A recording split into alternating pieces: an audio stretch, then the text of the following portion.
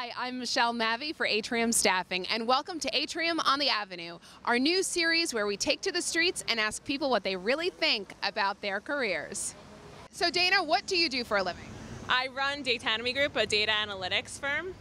And you created this company? Yes, I'm the sole founder.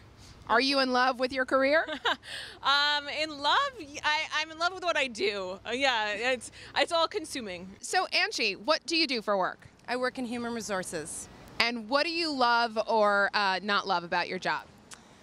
I love the people. I love that it's changing every day. HR is one of those functions where you get a variety of people and all sorts of issues, so it's always changing. So Trevor, what do you do for work? I am a high school teacher in Vancouver, Canada. Very nice. And are you in love with your career, Trevor? I am, yes, absolutely. What do you love about it? I think that what I love about my career is that it's something new every day. My students are, for the most part, really, really great, and I learn a lot from them, and hopefully I'm teaching them something too. All consuming. So that must make work-life balance kind of difficult. How do you handle that?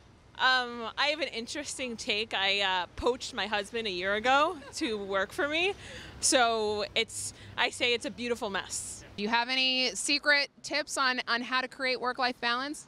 I honestly can say I don't do the work-life balance very well, personally. I work a lot, but I would say if anybody should learn any skill, it's time management. You should learn what is actually focus and what's important to do in your daily work, and if you can figure that out and be really efficient, then you'll have more work-life balance. And speaking of work and life balance, then do you become friends with the people who work for you? Do they ever friend you on Facebook? How do you handle things like that?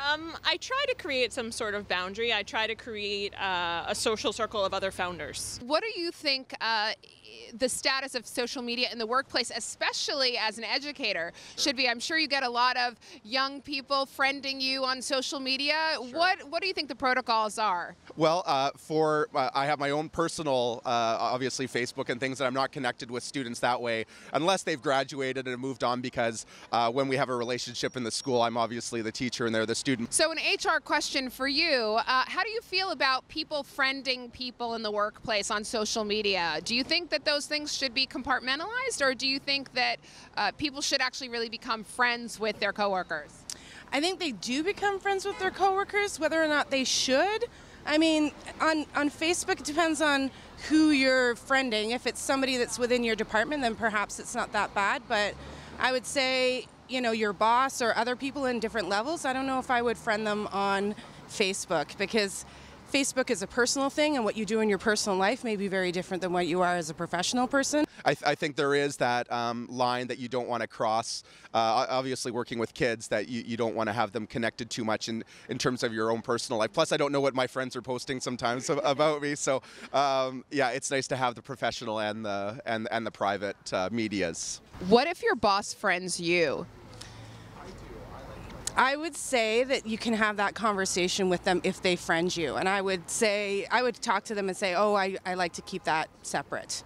We're not going to get fired for not friending our boss, right? No, I don't think you can get fired for not friending your boss. I think it would be a smart move not to friend your boss. Yeah. Great. Thanks so much, Angie.